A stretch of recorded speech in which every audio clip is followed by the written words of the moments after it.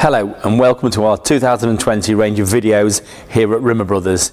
Now if you like and subscribe to our videos, there's going to be a £10 gift voucher for the best comment on each of our videos throughout 2020.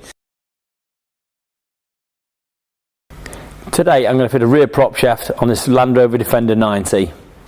Before you fit these new prop shafts, or any prop shafts for that matter, it's always worth checking that the universal joints on these prop shafts, the hooks joint, and they go fast, slow, fast, slow. So every 90 degrees, one will go fast and the other needs to go slow to keep it in balance. And the way they do that is by making sure that the yokes are exactly in line. And as you can see in this one, they're not in line, so you need to remove the lower part from the splines, turn it, and to make sure they're exactly in line,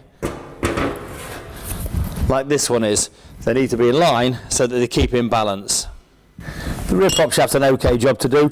9/16 spanners again, say imperial nuts and bolts on the prop shafts. So take the 4 nuts and bolts off at the rear, and then what you'll be able to do is just to hold the prop shaft at certain angles to gain better access to the nuts at the front, where on the handbrake drum side there. It just makes it easy because it is quite tight, especially when you've got it jacked up and the axle's hanging down. It makes everything a little bit tight at the front end. So 4 nuts and bolts off at the rear, hold the prop shaft in the appropriate place, take the 4 nuts off, and then we'll remove the prop shaft.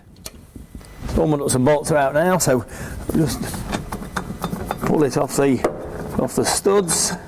Now, as you can see on this one, it has got some play in that UJ joint. So you can see it's side to side movement there.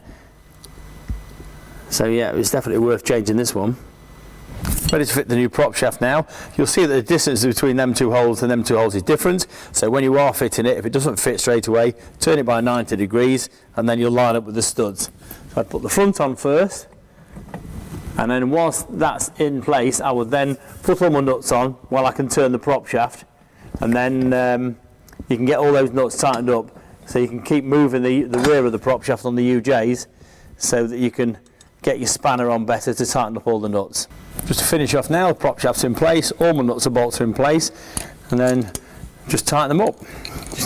If you say these are 3/8 bolts, it's difficult to get a torque wrench on these anyway, but they want to be around 45 Newton meters. So if you'll feel when they're tight enough, and they're all nylock nuts. We fitted new ones, so yeah, once that's all done and tight, we are done.